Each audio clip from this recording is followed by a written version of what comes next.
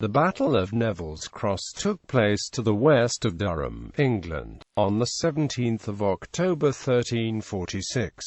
The culmination of a Scottish invasion of northern England. The battle ended with the rout of the Scots and the capture of the King, David II of Scotland. Background: in 1346, England was embroiled in the 100 Years' War with France. In order to divert his enemy, Philip VI of France appealed to David II of Scotland to attack the English from the north in order to create a second front for the English. Despite Philip VI's especially desperate pleas in June 1346, David II of Scotland waited until October, when he felt few English troops would be left to defend lucrative northern English cities. Waiting until he believed most English troops were fighting France, and with winter approaching, David II of Scotland invaded England. On the 7th of October, the Scots invaded England with approximately 12,000 men. They were expecting to find northern England relatively undefended because Edward III was by then conducting a major campaign in France. Unfortunately, David II's strategic and tactical abilities were not up to the task of making good use of the Scots' element of surprise. After taking Liddesdale, the Scots moved on toward their ultimate goal of Durham in Yorkshire after more than a week's march. Along the way, they sacked the Priory of Hexham and burned the territory around the line of march. They arrived at Durham on the 16th of October and camped at Beaurepaire, where the Scots were offered £1,000 in protection money to be paid on the 18th of October. Without the Scots' knowledge, however, the English had already arrayed troops for just such an invasion. Once the Scots invaded, an army was quickly mobilized in Richmond under the supervision of William Zouche, the Archbishop of York.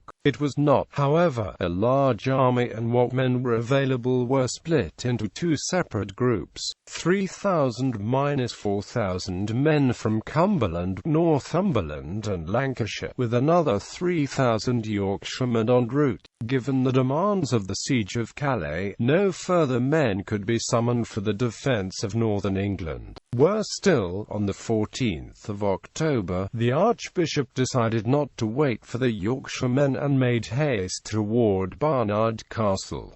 The battle. The Scots only discovered the presence of the English army on the morning of the 17th of October. Troops under command of William Douglas stumbled upon them in the morning mist during a raid south of Durham. The two rearward divisions of the English army drove the Scots off with heavy Scottish casualties. Upon hearing Douglas's report, David II led the Scottish army to high ground at Neville's Cross, where he prepared his army for battle. Both the Scots and English arranged themselves in 3 battalions. Though the Scots were in what is considered a rather poor position, they remembered well their defeats in the Battle of Duplin Moor and the Battle of Halidon Hill, and thus took a defensive stance, waiting for the English to attack. The English also took a defensive stance, knowing they had the superior position and likely knowing that time was on their side. The resulting stalemate lasted until the afternoon, when the English sent longbowmen forward to harass the Scottish lines. The archers succeeded in forcing the Scots to attack, but their initial hesitation in going on the offensive appears in hindsight to have been the correct decision. The Scots' poor position resulted in the formations falling apart as they advanced, allowing the English to deal easily with the Scottish attack. When it became clear that the battle was going in favour of the English, Robert Stewart, the future King of the Scots, and the Earl of March fled the battle, abandoning David II's battalion to face the enemy alone. Late in the afternoon, the King's own battalion attempted to retreat, but was unsuccessful, and David II was captured after he fled the field, while the rest of the Scottish army was pursued for more than 20 miles. Several Scottish nobles were killed, including John Randolph, 3rd Earl of Moray, Niall Bruce of Carey, an illegitimate son of Robert the Bruce. Lord David de la Haye, the Constable; Maurice de Moravia, Earl of Strathearn; Lord Robert de Keith, the Great Mareschal of Scotland; Lord Edward de Keith, of Sinton; Lord Thomas Charteris, the Chancellor; Lord Robert de Peebles, the Chamberlain; Scott Sir Michael, of Rankilburn and Merthoxton; The Scots of Buccleuch, Volume 1.